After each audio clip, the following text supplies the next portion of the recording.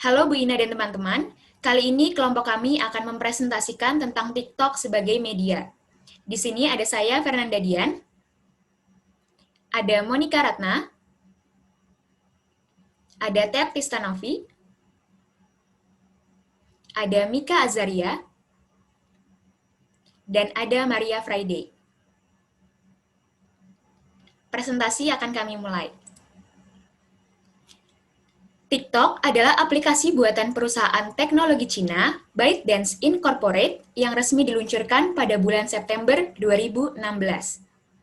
Aplikasi ini digunakan oleh pengguna untuk mengunggah video mereka sendiri yang pada akhirnya bisa dibagikan ke pengguna aplikasi lainnya.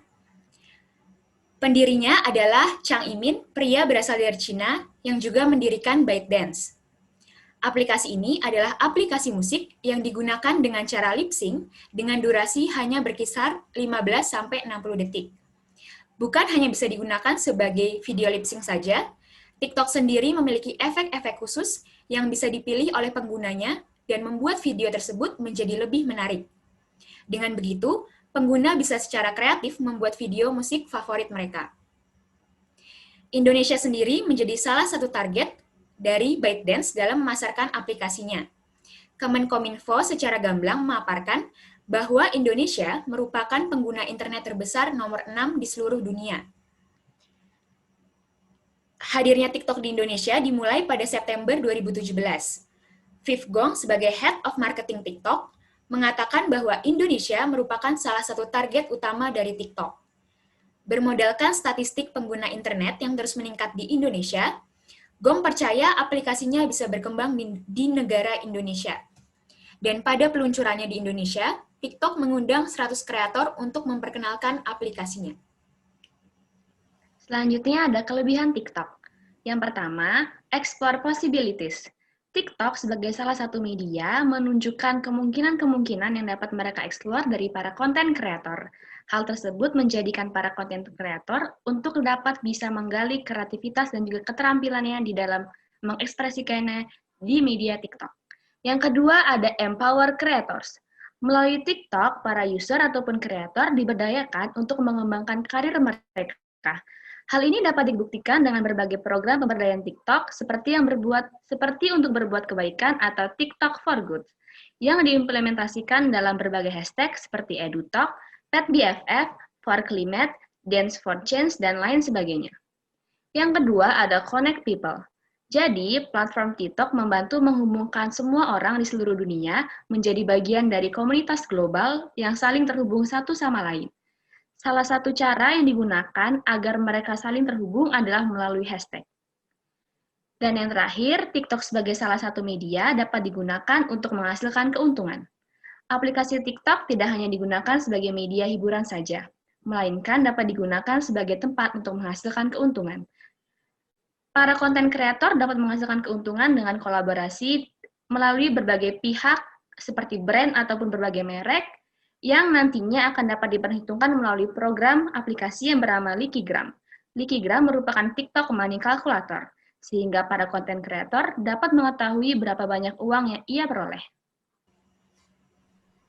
Selanjutnya, kita akan membahas tentang kelemahan TikTok, yaitu TikTok sebagai media yang sangat bebas. Sebagai media yang cenderung bebas, TikTok memiliki dampak pula bagi penggunanya.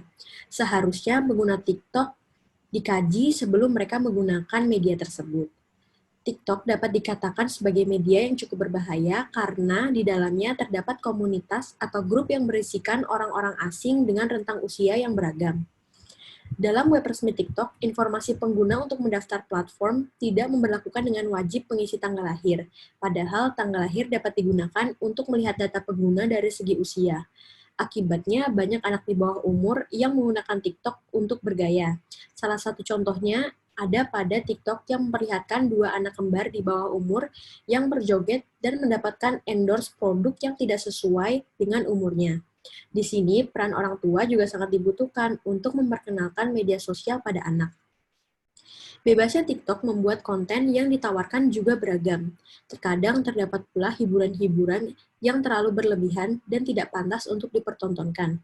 Contohnya, ada pada TikTok yang memperlihatkan beberapa laki-laki yang sedang merekam kejadian seseorang lansia yang membutuhkan bantuan. Mereka menggunakan momen itu sebagai konten pada TikTok. Selanjutnya, ada pula seorang perempuan yang sedang melakukan ibadah sholat dan menjadikan hal yang sakral tersebut sebagai konten TikTok.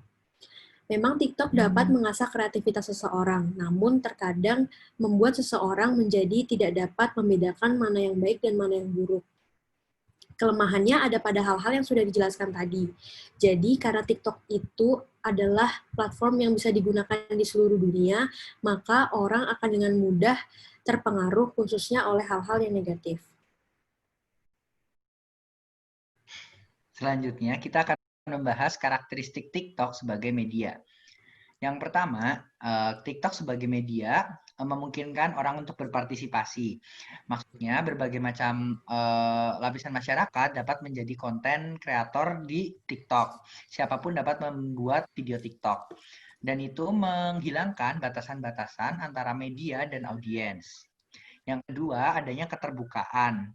Dalam aplikasi TikTok terdapat fitur kolom komentar.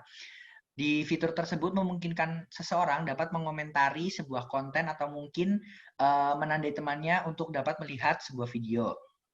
Poin ketiga adalah perbincangan. Perbincangan memungkinkan seseorang untuk melakukan komunikasi dua arah dalam TikTok. Salah satu contohnya adalah membalas komentar menggunakan video langsung. Poin keempat adalah komunitas. Karena TikTok dapat digunakan oleh segala macam lapisan masyarakat dan dari berbagai daerah, bahkan berbagai negara, terbentuk komunitas-komunitas TikTok di berbagai daerah, seperti komunitas TikTok di Bandung, di Jogja, di Semarang, dan daerah lain. Ya, poin terakhir adalah keterhubungan. Saat seseorang menggunakan TikTok, pada bagian profil mereka dapat mencantumkan link sosial media mereka yang lain seperti Instagram maupun Twitter. Ini memungkinkan seseorang dapat terhubung lebih dari satu sosial media. Next. Selanjutnya saya akan menjelaskan studi kasus Lazada Big Sale. TikTok merupakan media sosial yang saat ini sedang banyak digunakan oleh berbagai golongan masyarakat. Berdasarkan data dari Sensor Tower, aplikasi TikTok telah diunduh sebanyak 2 miliar kali oleh masyarakat di seluruh dunia melalui Google Play Store dan juga Apple Play Store. Aplikasi TikTok pada umumnya digunakan untuk sarana hiburan, berbagi informasi, hingga sarana bisnis. Video di aplikasi TikTok sering menarik perhatian masyarakat, khususnya para pemilik brand. Dilansir dari kompas.com, TikTok dapat melakukan monetisasi dengan memberikan peluang mulai dari segi iklan hingga konten partnership dengan brand dari skala kecil hingga korporasi. Dengan kata lain, TikTok dapat digunakan sebagai wadah pemasaran, salah satunya melalui TikTok Ads. TikTok menawarkan 3 jenis video iklan. Yang pertama ialah in-feed video, di mana iklan akan ditempatkan di bagian bawah video TikTok. Iklan ini sering digunakan oleh banyak orang karena harganya yang terjangkau. Yang kedua ada brand takeover, di mana iklan ini akan mengambil layar penuh pengguna dalam beberapa detik saat membuka aplikasi TikTok. Dan yang terakhir adalah hashtag challenge. Iklan ini akan muncul di halaman discovery, dan pada umumnya iklan ini akan mendorong pengguna untuk melakukan tantangan yang sedang terjadi. Salah satu perusahaan yang bekerja sama dan memanfaatkan aplikasi TikTok ialah Lazada.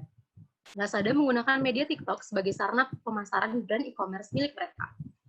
Hal ini dibuktikan dari analisis kelompok yang melihat iklan dan video Lazada yang sering muncul di For Your Page atau FYP milik para pengguna TikTok. Contohnya iklan Lazada Big Sale dari akun Lazada ID. Menurut kelompok, alasan Lazada menggunakan TikTok sebagai salah satu media pemasaran yakni agar dapat menarik perhatian para konsumen yang aktif mengakses aplikasi tersebut. Hal ini juga didukung oleh fakta bahwa TikTok merupakan aplikasi yang sedang booming saat ini. Lazada kemudian menciptakan berbagai video konten iklan TikTok yang kreatif dan unik, mulai dari iklan, endorsement, hingga promosi diskon. Tidak hanya itu, Lazada juga kerap bekerja sama dengan para artis, selebgram terkenal, dan juga selebriti TikTok untuk menambah engagement di akun resmi TikTok milik mereka. Hal ini jelas sangat menguntungkan Lazada sebagai suatu brand e-commerce. Sekian studi kasus dari kelompok kami. Terima kasih atas perhatiannya. Terima kasih. Terima kasih. Yeay.